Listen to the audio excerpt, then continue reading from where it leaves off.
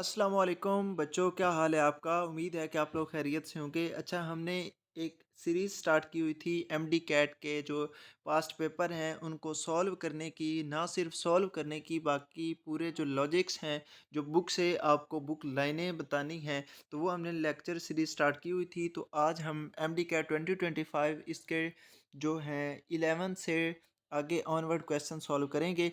Monosaccharide have a general formula represented by.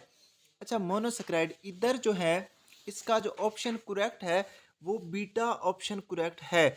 लेकिन हमारे जो CnH2ON ये हमारी बुक में दिया हुआ है फार्मूला, लेकिन उसने पूछा है मोनोसैकेराइड का formula. Monosaccharide have a general formula, वो कार्बोहाइड्रेट का फार्मूला है। CnH2ON ये कार्बोहाइड्रेट का फार्मूला है।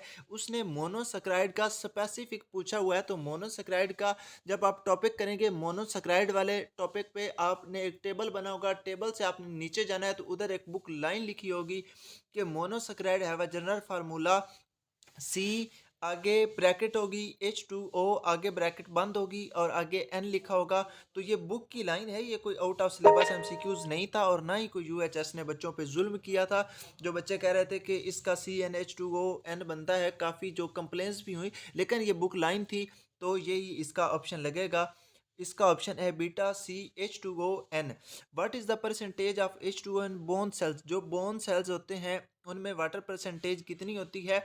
तो ये जो वाटर वाला टॉपिक है इसमें से लाजमी वो एमसीक्यूज देता है, इंपॉर्टेंट टॉपिक है। तो परसेंटेज इसमें 20% आएगी, 20% water in bone cells and 85% water in brain cells. तो ये आपने दो एमसीक्यूज जो हैं ये याद रखने, और जेली फिश में 1% होता है। ये आपने जो है एमसीक्यूज वो याद रखने होते हैं। और इसमें जो प्लाज्मा है उसका भी शायद 99% प्लाज्मा में भी होता है। तो ये आपने जो बातें हैं ये याद रखनी होती हैं। अच्छा, आगे व्हेन ग्लिसरॉल, अच्छा what is the percentage of H2, ये हो गया। When glycerol reacts with fatty acid which type of chemical bond will form? जब ग्लिसरॉल जो है वो रिएक्ट करता है फैटी एसिड से, तो ये आपका जो टॉपिक की एक लाइन है, which type of chemical bond will form, तो इधर एस्टर लिंकेज होती है। एस्टर लिंकेज किसकी वजह से होती है? आपने केमिस्ट्री में भी पढ़ा होगा, जब अल्कोहल जो होती है वो एसिड से रिएक्ट करती है तो ईथर लिंकेज इधर एस्टर लिंकेज बनती है, एस्टर बॉन्ड बनता है।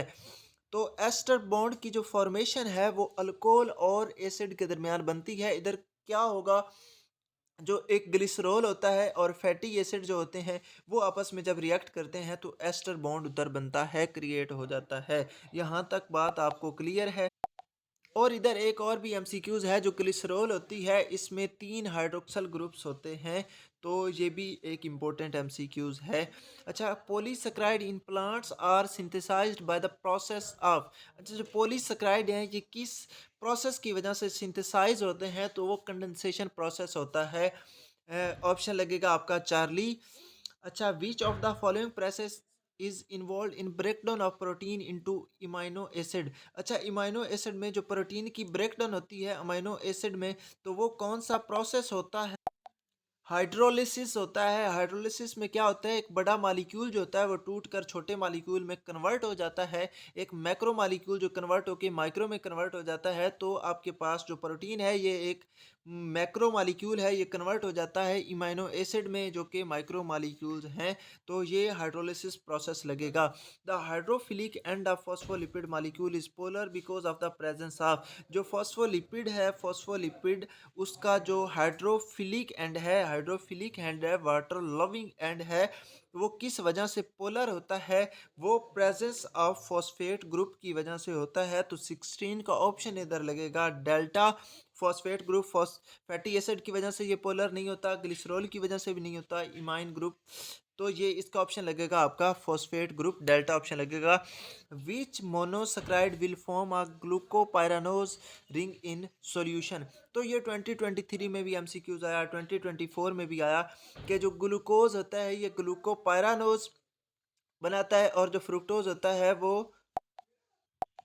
और जो फ्रुक्टोज है ये 5 कॉर्नर रिंग बनाता है जिसको फ्रुक्टोपाइरानोज कहते हैं। तो ये इंपॉर्टेंट एमसीक्यूज है। Glucose will form 6 corner ring known as glucopyranose and fructose will form 5 corner ring known as fructopyranose. Sorry students, जो राइबोज होता है राइबोज विल फॉर्म जो 5 corner ring known as ribofuranose. Glucose जो होता है ये 6 corner ring बनाता है उसको ग्लूकोपाइरानोज कहते हैं, और जो राइबोज होता है ये 5 कॉर्नर रिंग बनाता है जिसे राइबोफ्यूरानोज कहते हैं। आगे नेक्स्ट एमसीक्यूज है क्लोरोप्लास्ट।